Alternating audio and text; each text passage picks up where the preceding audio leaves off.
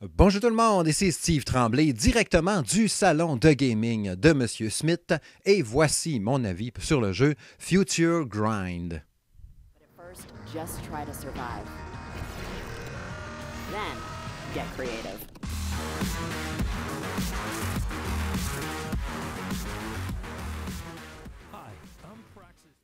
Jeu d'action en 2D, jeu de sport en fait, hein, qu'on compare, on sent l'inspiration en fait à Trials, à la série des Trials, à Uniracer bien évidemment, ou un peu de Tony Hawk's même un peu à travers ça.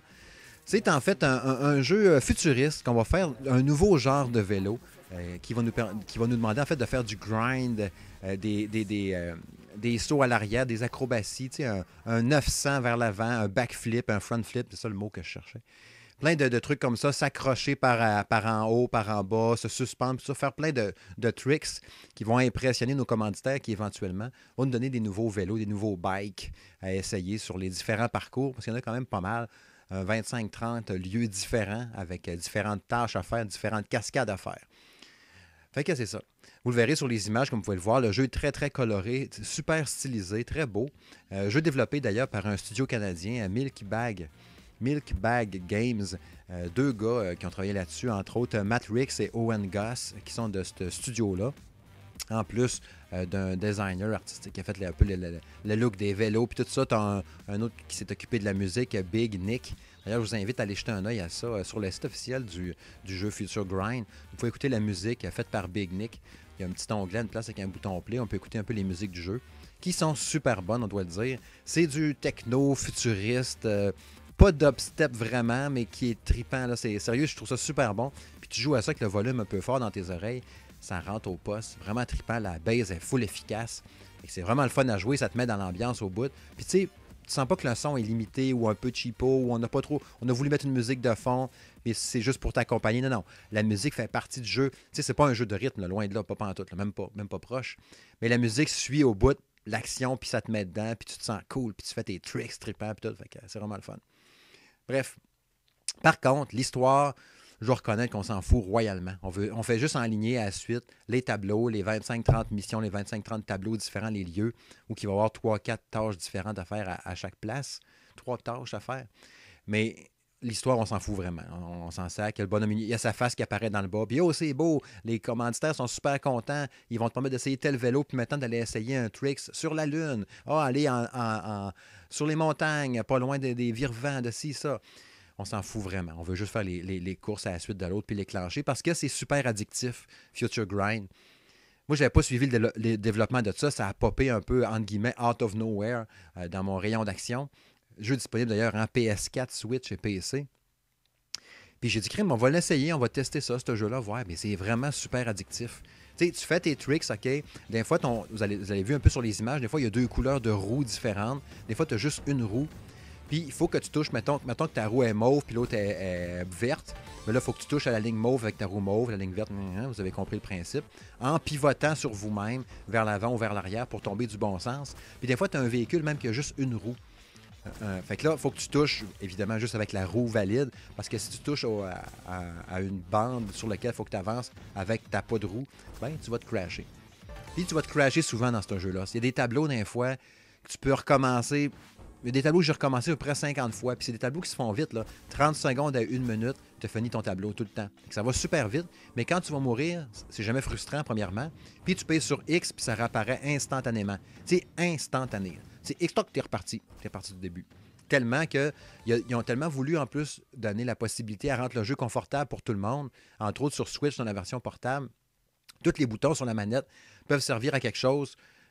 Donc, soit de sauter, ou de X, mettons, pour repartir ta partie. Fait que tu as rien besoin de 2 boutons là-dedans, puis ton stick analogue pour faire tes tricks, tu sais. Mais on dirait qu'ils ont mis genre LB sert aussi à ça, les grosses gâchettes servent aussi à ça, la croix avec ça sert aussi à ça. Fait que des fois, tu accroches un piton par accident, puis tu recommences ta course, que tu avais quasiment parfaitement, mais là, tu l'as recommencé par accident. C'est un peu chiant. Mais bon, je comprends le principe. À un moment donné, tu t'adaptes tes mains, puis tu te places autrement, puis tu es correct. Sur PS4, tu n'as pas ce problème-là. Tu te places autrement aussi, c'est plus naturel. Quand tu joues avec la manette de Switch Pro aussi, tu accroches moins les pitons, tu as moins tendance. Mais quand tu l'as dans tes mains, ça arrive des fois que tu vas toucher un piton par accident. Mais bon, ça prend 30 secondes. Puis le niveau de difficulté est adéquat. Tu sais, des fois, tu sens, boy, je l'aurai jamais. Puis là, finalement, non, ça fait 42 fois, tu le refais, à un moment donné, pouf, tu l'as. Puis c'est tout le temps le fun pareil. Mais en même temps, tu n'as pas super le goût, tu sais, parce que quand tu vas finir un tableau, tu as un temps. Tu te dit, mettons, OK, tu l'as fini en 32 secondes, tu as un trophée de bronze. Là, tu crèmes, tu pourrais la refaire pour avoir argent. Ça serait pas pire. Mais des fois, tu te dis, j'ai tellement eu de la misère, puis ça a tellement été dur de le passer, j'aime mieux aller essayer le prochain que de la refaire pour améliorer mon temps. Fait que je sens pas tant que ça le goût d'y retourner à un tableau que j'ai déjà fait. Tu es plus content d'en faire un nouveau, découvrir une nouvelle affaire. Parce que, mettons que c'est juste de prendre du point A au point B, ils disent survivre à la piste, ou ça va être juste simple, ou ça va être des genres de grosses boules de couleurs qu'il faut que tu rebondisses dessus, il faut que tu le touches aux 3-4 boules qu'il y avait dans le tableau complet, ou, je sais pas moi, touche pas aux lignes blanches. Parce que si tu fais quand tu vas faire des cascades avec ton bike, des tricks avec ton bike, ben, si tu touches, tant que tu n'as pas touché une bouche à une ligne blanche, ton multiplicateur de points va fonctionner, va continuer, va faire plus de points, fois 20, fois 23, puis là, ça monte. Si tu touches à une barre blanche, toc, tes points se reset, ton combo, genre ton multiplicateur retombe à 0, puis là, il faut que tu recommences. Mais ta course, elle dure 30-40 secondes. Là.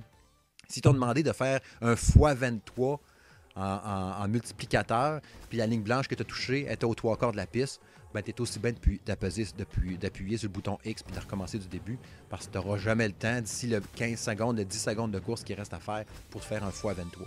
Fait que tu comprends. Fait que ben, souvent, tu vas relancer la course, tu vas la relancer jusqu'à temps que, oh, je l'ai, oh, je suis bon, c'est cool.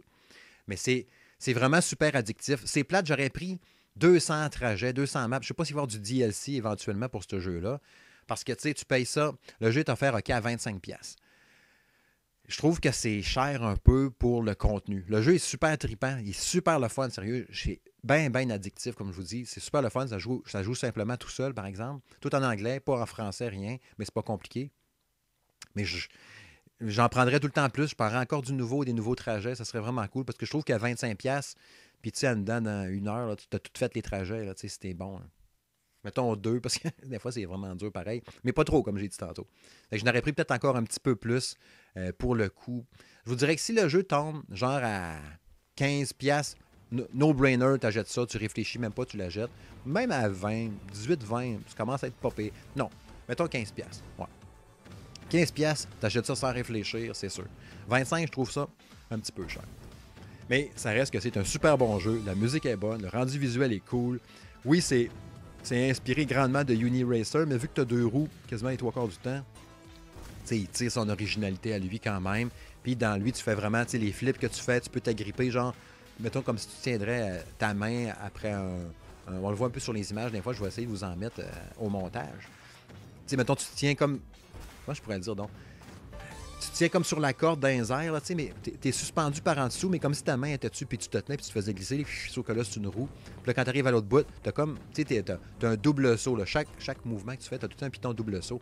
Fait que quand tu vas sauter, il y a comme du feu, là, un petit réacteur qui sort dans le peteux de ton bike, qui te permet des fois de ressauter, puis tu pensais mourir, puis en faisant une flip, puis en donnant du feu, tu as réussi à aller t'agripper en dessous, puis il est comme aimanté, là, genre, wow, puis il va pouvoir coller en dessous des tracks, puis avancer. Des tracks, des pistes, puis avancer quand même. Sérieux, c'est vraiment une fichue bonne idée, bien exploité, le jeu, vraiment trippant.